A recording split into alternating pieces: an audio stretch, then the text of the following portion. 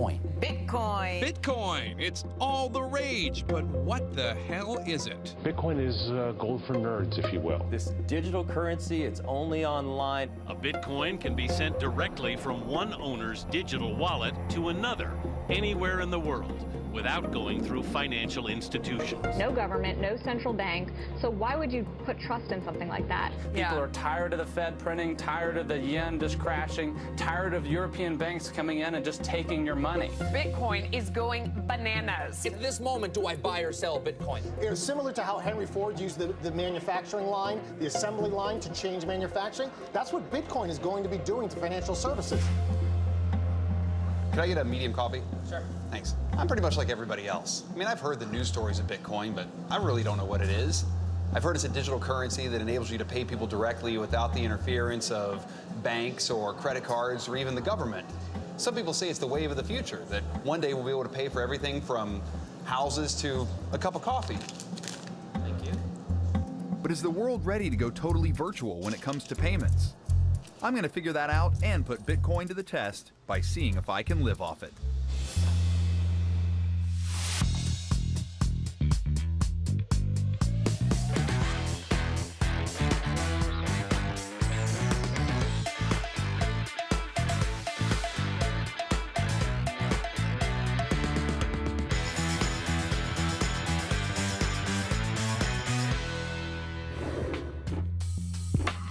Money, money, money. It's something we use every single day. But have you ever stopped to think about how it works, or what gives money value? Cash used to be based on the gold standard, meaning its value was directly tied to the price of gold. But the US effectively moved off of the gold standard after the Great Depression. As a result, they could print up more cash and put it into circulation. But that also put the economy at a greater risk of inflation, debt, and volatile investment bubbles. It was the worst day on Wall Street since the crash of 1987. The global sell-off triggered by Lehman Brothers bankruptcy and the forced sale of another financial fixture in the United States, Merrill Lynch. This is all about politicians and greedy banks. What started in America last year has now spread to every part of the world. So how do you protect everyday people against financial institutions, corrupt governments, and unpredictable economic forces? Cue Bitcoin.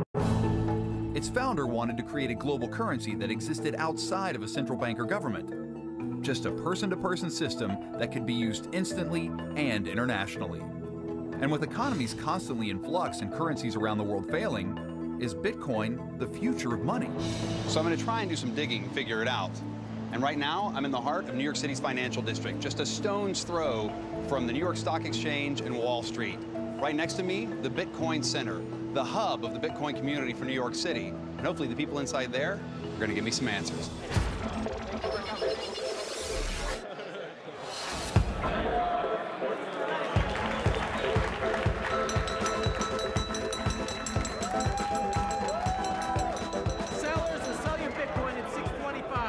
Since Bitcoin is a digital currency, it's usually bought and sold online.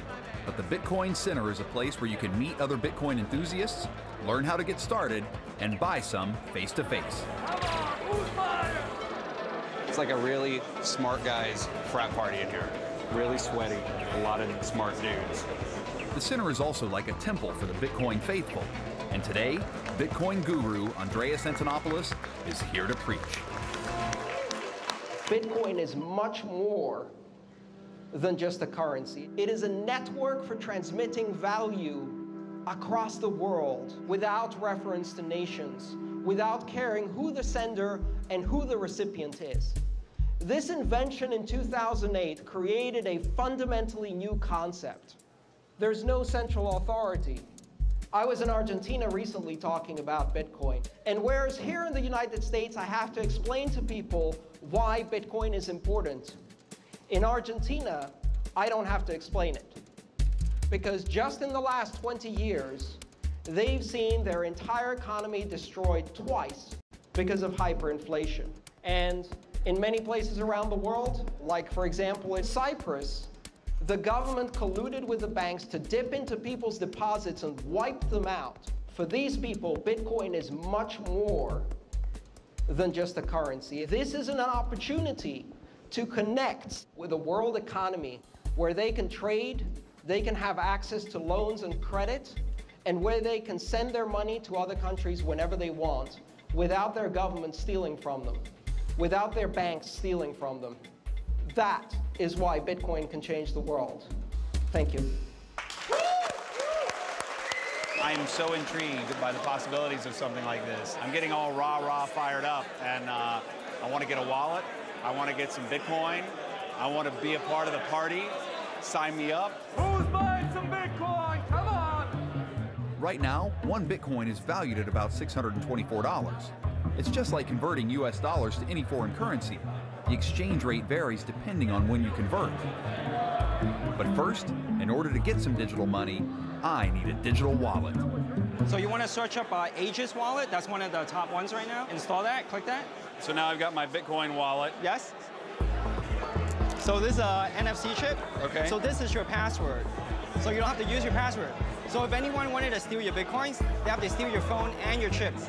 Tap it to the back of your phone. So now it's encrypting your wallet, right? That's genius. Right, so this is your Bitcoin address. You think of it as an email address too, where they send Bitcoins to that address. So now if I want to buy Bitcoins here tonight, what do I have to do? So you're gonna have to place a bid and ask order with the guy right there. So he's gonna match you with somebody else that's willing to sell. So there are people here tonight like paying cash, like giving cash for Bitcoins. Yeah, basically. Awesome. This place is no different from any other auction house, but instead of bidding on art, I'm bidding on Bitcoin. So what do I got to do to buy some Bitcoins? How much you want to buy? One. One, okay. The market's 627. Buyers are paying that. Okay. 634. You can say 630 right now, and then you become the best bid in the market. Okay. Great. Then let's go for 630 right now. Okay. Give me a minute. I'll squawk it out. Okay. He's gonna squawk it out. 627 bid. 627 bid. 634 ask. 33. At 33. We're 627 bid. 633 ask. 31. 631. Okay. We're 628 bid. One coin. One coin. 631 ask. 628 bid. 631. Can you go 30? Can you go 30? I have no idea what's happening. 629 bid. We're 630. Sold. Good. 630 trade. 630 trade. So I'm buying 630 from you? Yeah. Okay. So now explain it to me. No problem. You're going to have to hit receive. Okay, so here, I received this, right? Yep. So and I'm going to hit send. Okay. So I'm going to scan your QR code. He's scanning my code. Watch this. Here it goes. 630 was the last trade. Hang on. Don't move. Don't move. He's scanning my code. Now he's entering the amount. So I'm just going to sell you 1,000 millibits or 1 BTC, 1 Bitcoin. 1,000 millibits. Right. I bought this now. Yeah, you can go many decimals. That's one of the strengths of Bitcoin. Okay. So I can send you like 20 cents if you want. Yeah. Okay, we're gonna send it. It's leaving me. Now check your wallet. So I'm going back to my wallet. It should start saying receiving. There it is. There it is. There it is. So what it cost for you to send this to me was 0.6 of 1 cent. Of 1 cent. That's pretty cheap. Every time I wire money every month through my free wire account, it costs me $25. So you just sent me $623 for 0.6 of 1 cent. Correct. That's incredible. It is. It is. There's 6. There's 7. 70. This man sold me my first Bitcoin. Sold. That means buyers around us will pay 610 for your Bitcoin. Sellers will sell you Bitcoin at 620. I don't know about you, but tonight my mind blown right out of my skull. This whole thing is so bananas. I still don't understand it, but best part is I got some right here. I got some Bitcoin tonight. I don't know how to use it. I don't know really what to do with it, but I'm gonna figure that out.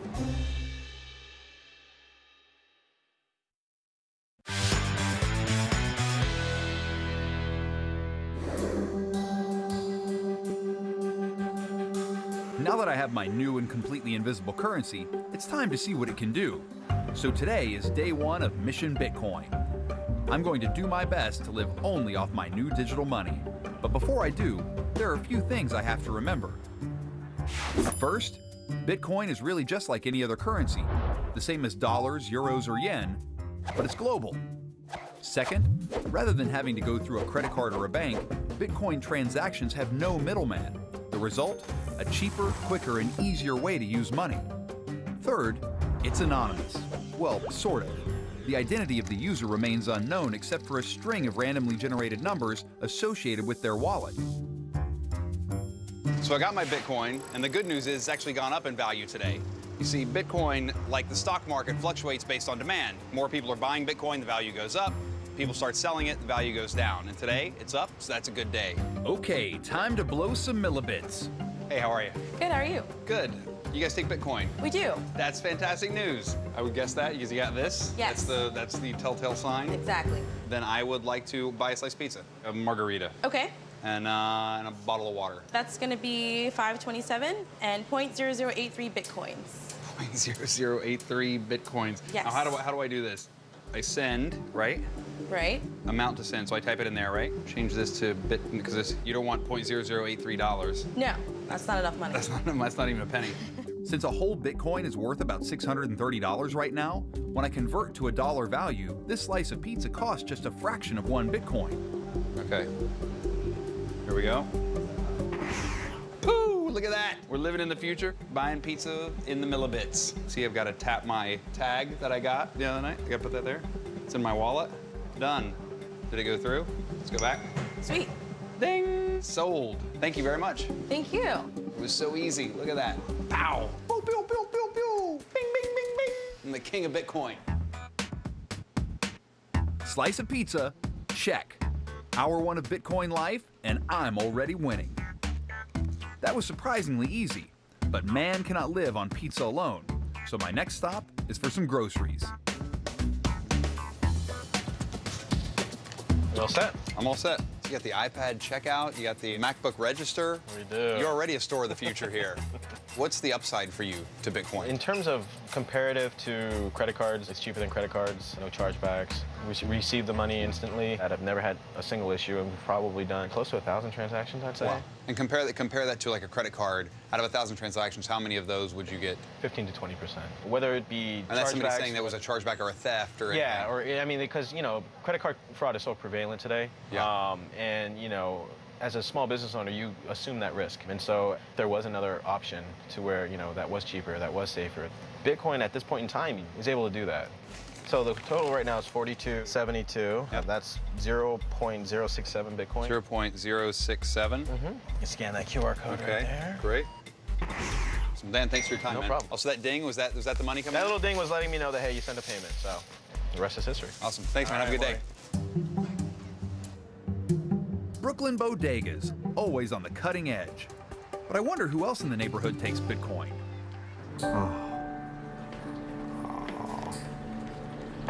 Thank you, Bitcoin, for making this happen. So far, living in the Bitcoin world has been incredibly simple. But I'd be lying if I said it doesn't feel kind of surreal. So, you had a good time? That was good. 20 US dollars. So where does Bitcoin come from? Here we go. Boop. And who created it? Back in 2008, someone named Satoshi Nakamoto released the white paper, a sort of manifesto outlining why Bitcoin was created. It was intended to subvert normal currency and be something that couldn't be manipulated by traditional financial or governmental institutions. The paper also outlined the programming code that would make up the structure of Bitcoin. But to this day, no one really knows who Satoshi really is. In March 2014, Newsweek incorrectly said it was this guy. But if we don't know who made it, how do we know it's safe? And how do we know it's a safe place to put our money? Luckily, I'm meeting Dan Kaminsky, a legendary hacker who, amongst other things, fixed a fatal flaw in the internet. Good to see you. Great to be here. The entire internet. If anyone can shed some light on how safe the Bitcoin code is, it's him. What is the best way to describe what you do? I break things. You break things? Then I get them fixed. Yeah. I'm a hacker, professional hacker, one of what's called the white hats. So there are people out there who break stuff and then unfortunately steal things. I go ahead and I find the flaws in the systems that we depend on in everyday life and then work together with industry and government and other researchers to make the internet a safer place. And so when you first heard of Bitcoin, what did you think? I thought, wow, this is going to fall immediately. So I decided I would set out for a couple months to show where Bitcoin's problems were. And what happened? It didn't fall. Not at all. No, it was really weird. every single time I hit on something that had to be its fatal failing, no, they had found that before. You could sort of see in the code where that had once been an issue, and they had gotten rid of it. It is a beautiful system.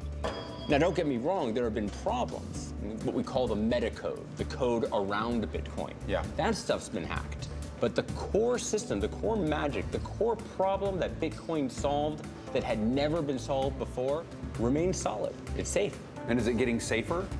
I think so. Yeah. The technology being built to support Bitcoin, this new generation of metacode, this new hardware, this new software, not just being useful to secure Bitcoin, but being able to secure a lot of the problems we have in computer security today. Are you Satoshi Nakamoto? I am absolutely not, and you're not the first person to ask. How do I know you're telling me the truth? Would this face lie to you? Excuse me, do you take Bitcoin? We don't take it, I'm afraid. You don't? No. You want me to grab this? That would be, I don't have any cash. All right. Sorry, thank you. Okay, so now I owe Dan lunch. Bitcoin fail. Thank you. So if everything is as transparent as Dan says, I should be able to see how Bitcoin works and how it's created. Turns out the heart of Bitcoin is a series of digital mines all around the world. And fortunately, there's one I can check out in upstate New York. And of course, I'm living my whole life with Bitcoin now, so I've got to book my travel with Bitcoin. Thankfully, there are a few travel sites that actually do take the Bitcoin. I found one air travel site that takes it, so now I've got to book my travel from New York to Rochester. I'll put in my dates. Okay. Choose Bitcoin. Type in my code.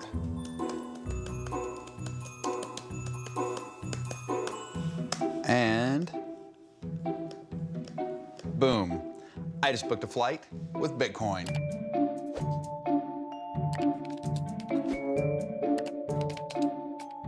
And I booked my hotel. A little Bitcoin magic coming through. I'm ready to head upstate. Just that easy. Thank you, Bitcoin.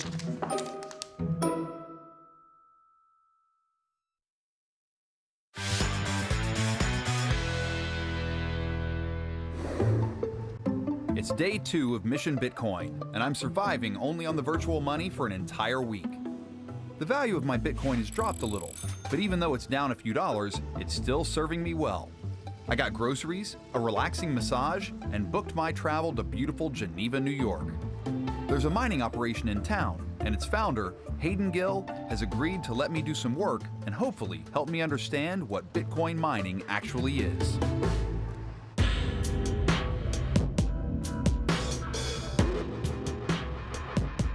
Hey, how are you? Good. I'm Morgan. Morgan, Hayden. All right, man, nice to meet you. Yeah, you too. This is so not what I expected. Yeah? Yeah. I worked in a coal mine. Okay. And like you think mining, you think it's somebody's going underground, you got like a pick, you know, you got a shovel, you know, you're in somewhere like ding, ding. Right. This is not what you imagine. No, this is not what you imagine. We got to make you part of the team, though. There you are. Your coin miner shirt. You're an official coin miner now. Nice. Welcome to the new era of mining, where work boots and a pickaxe are traded in for a polo shirt and a processor.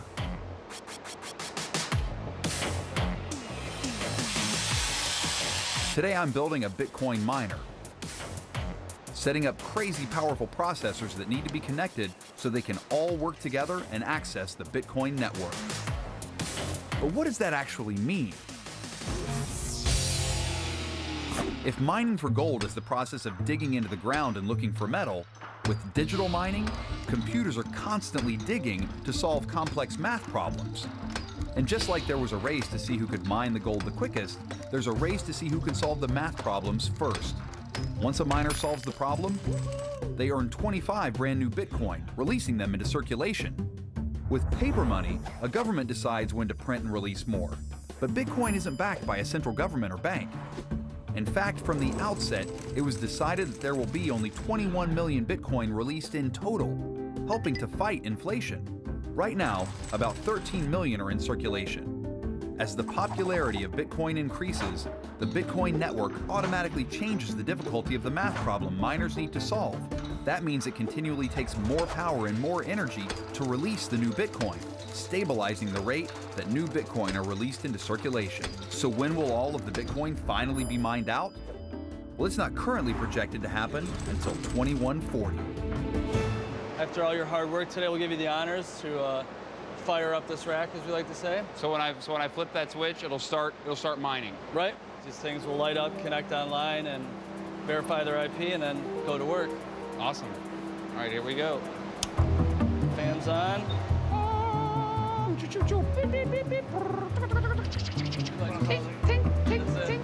That's it right there. Now that we've set up a new miner, let's see how it's working on the Bitcoin network. This takes us over to the blockchain. This block contained 519 different transactions. So this blockchain thing Hayden is showing me is actually a key part of what makes Bitcoin so innovative, and it ties into the work miners do. Here's the deal. Those complex math problems the miners are doing to release the new Bitcoin also verify all the Bitcoin transactions worldwide. Remember when I bought that slice of pizza back in Brooklyn? The second I clicked send on my wallet, the transaction was transmitted to the Bitcoin network. It's at that stage that miners, like Hayden, actually confirm the transaction. They make sure I have enough Bitcoin to pay for the slice, bundle it with other transactions, and post them all to an online public ledger. That's what the blockchain is, a record of every single Bitcoin transaction anyone on